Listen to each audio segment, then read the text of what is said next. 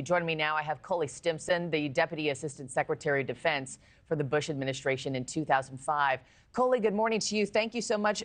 Just for starters here, talk to me about the magnitude of this investigation. I mean, the FBI doesn't think this guy acted alone. They're looking across several different states. And also, when was the last time an act of terror delayed a major sporting event?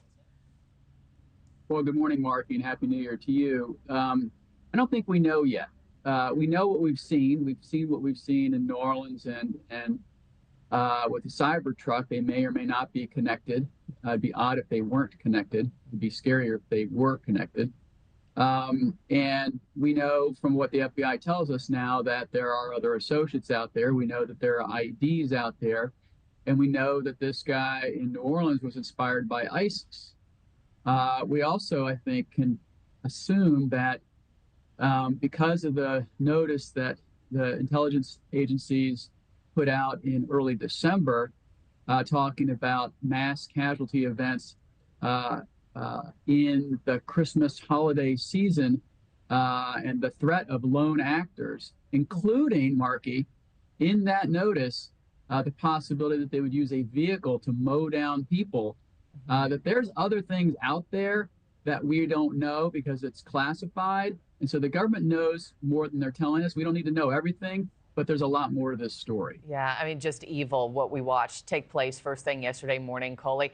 And talk to me about that, because we've now learned a lot more about this terrorist. I mean, he was enlisted in the Army for many years, deployed to Afghanistan. Cully, how in the world do you go from being military, the most selfless act of service, to plowing over innocent people and being radicalized by ISIS? It doesn't make sense. Well, we've seen this movie before, haven't we, Markie? I mean, we've seen the Fort Hood shooter, Hassan, we've seen Bradley Manning, and we've seen other people who, you know, served in the military, which is obviously an honorable service. You can see my dad's uniform behind me and my grandfather's uniform over here, and I served in the Navy. I mean, military service is honorable. But ISIS and other affiliates prey on people who tend to be despondent or weak or have other type of vulnerabilities. They recruit them, and there's going to be a lot more to this guy's psychological profile and personal profile that we'll learn in the coming days and weeks, such that he was drawn in for some reason and then took the dastardly steps he took. So these threats are real. ISIS is not going away. It was going away at the end of the Trump administration, but then with this precipitous withdrawal from Afghanistan and this weakness on the world stage in this current administration, ISIS has rebranded and reconstituted itself. And so we probably have folks in this country, according to what the open sources say, so we need to be vigilant.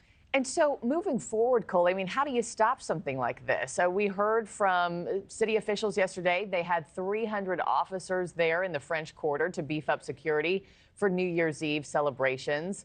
You know, and he still managed to get around to whatever barriers were in place there. But if that doesn't stop carnage like this, then what does? Well, you can't prevent 100% of things, Markie. And so, you know, if you read that notice in December the 6th that came out earlier at the end of last year, it talks about soft targets. I mean, nothing prevents a person from walking down the street in a large setting and shooting people. Nothing prevents somebody from driving their vehicle into a crowd of people. There's no amount of protective things we can do to do that. Now, we'll see in the after action report whether those metal barriers were lifted or for some reason they weren't up. But you can't completely harden this country. We're a free country. We enjoy our liberties. We have a constitution. You can't prevent 100% of these things. But I think on the back end, intelligence, following up on tips, incapacitating people when you have probable cause to believe they committed a crime or about to commit a crime. So there's a front end and a back end, but we can't become a fortress. We're still America. Just unfathomable tragedy yesterday. Cully Stimson, I really appreciate your time this morning. Happy New Year to you, and thank you for your service. Appreciate it, sir. Thanks, Markie.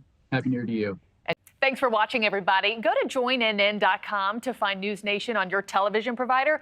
Also, don't forget to click that red subscribe button below to get more of NewsNation's fact-driven, unbiased coverage.